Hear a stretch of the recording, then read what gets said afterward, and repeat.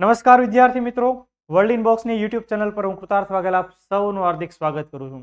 દોસ્તો, આપણે દરરોજ કરંટ ભણી રહ્યા છીએ, યોજનાઓ ભણી રહ્યા છીએ. તો આ કરંટ અફેર્સ યોજનાઓ એ પ્લેલિસ્ટ તમને આ લેક્ચરના ડિસ્ક્રિપ્શન બોક્સમાં મળી જશે. હવે યોજનાઓ ક્યાંથી કરવી એ ચિંતા આપણી દૂર થઈ ગઈ છે. 5-7 મિનિટનો એક નાનો એવો વિડીયો અને એ યોજનાની આપણને પૂર્ણ ડિટેલ ખ્યાલ પડી જાય. અને જે લોકો આ બધા લેક્ચર વ્યવસ્થિત રીતે જોઈ લેશે, એનું રિવિઝન કરી લેશે, એને લગભગ યોજનાઓનો કોઈ પ્રશ્ન રહેશે નહીં, કરંટ અફેર્સનો કોઈ પ્રશ્ન રહેશે નહીં. તો આપણે આ રીતે જ કંઈક આગળ ભણવું છે અને આ લેક્ચરમાં આપણે ચર્ચા કરવી છે પ્રધાનમંત્રી કિસાન સન્માન નિધિ યોજના.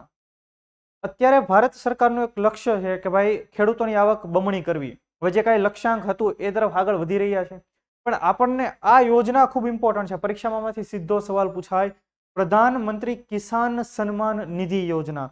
હવે જો આપણે કંઈક અલગ ટેકનિકથી કામ કરવું છે, અહીંયા તમે નામ જો કિસાન સન્માન નિધિ, તો આમાં એક નિધિ શબ્દ આવ્યો છે. એનો મતલબ કે ખેડૂતોને કંઈક પૈસા આપવાની વાત હશે, કંઈક નાણાં મળતા હશે. અને બીજો કિસાન શબ્દ પણ છે. એનો મતલબ આ યોજના અંતર્ગત ખેડૂતોને કંઈક નાણાકીય સહાય મળવાપાત્ર થતી હોવી જોઈએ. તો આપણે જોઈએ ક્યારે એને લોન્ચ કરવામાં આવી, આ યોજના અંતર્ગત કેટલા રૂપિયા મળતા હોય છે અને કેવા પ્રકારના સવાલો આમાંથી પૂછાતા રહેતા હોય છે.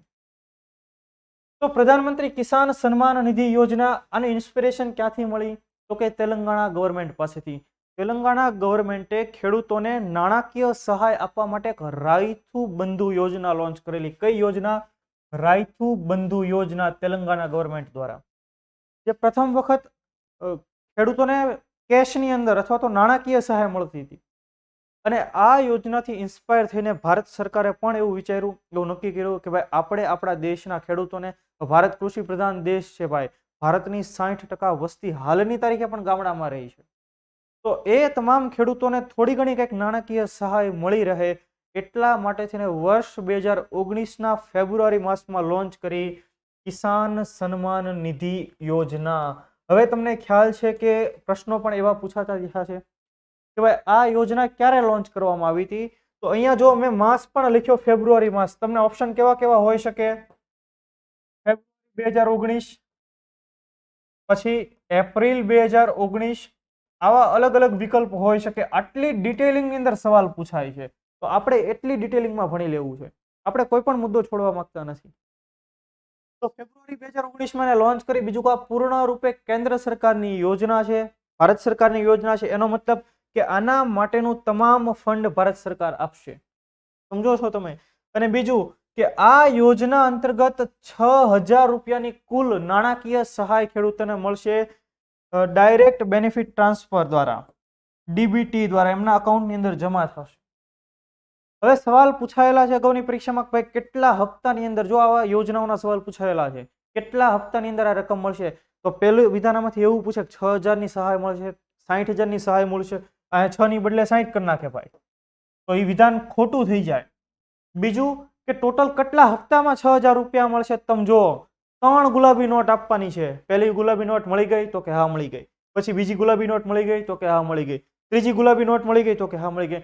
એનો મતલબ 6000 રૂપિયા 3 સમાન હપ્તામાં. એનો મતલબ એક એક ગુલાબી નોટ સમયાંતરે ખેડૂતોને મળવાપાત્ર થશે. તો 2000 વત્તા 2000 એટલે તમે જુઓ તો 6000 રૂપિયા. યાદ રહેશે, આવા સવાલો પૂછાતા થયા છે. વિધાન તમને પૂછાય કે પીએમ કિસાન સન્માન નિધિ યોજના અંતર્ગત ખેડૂતોને 2 હપ્તા 3-3000 રૂપિયામાં એમ 6000 રૂપિયા જેટલી કુલ રકમ મળવાપાત્ર થશે. તો આ વિધાન ખોટું થશે, એટલે મેં અહીંયા ખાસ એનિમેશન મૂક્યું છે. 2000 બરાબર.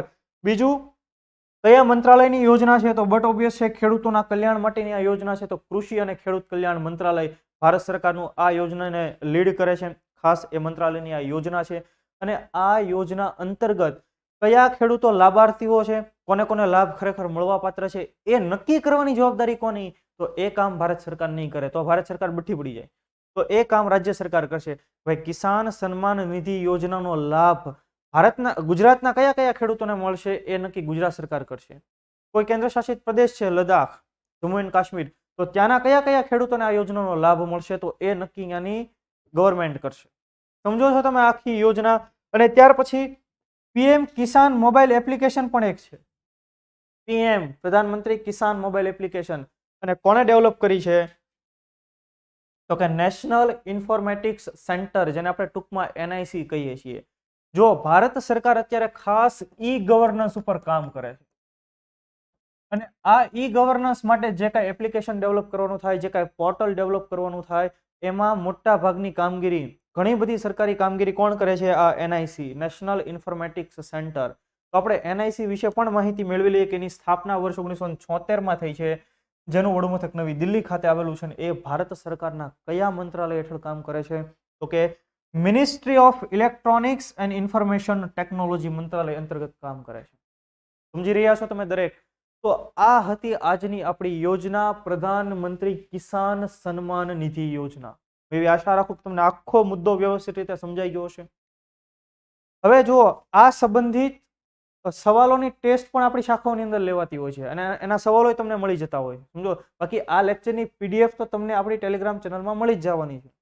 હું એવી આશા રાખું કે તમને આખો મુદ્દો વ્યવસ્થિત સમજાઈ ગયો છે. તો ફરી પાછા આપણે નેક્સ્ટ લેક્ચરમાં કંઈક નવા મુદ્દા સાથે, સરસ મજાની યોજના સાથે ભેગા થશું.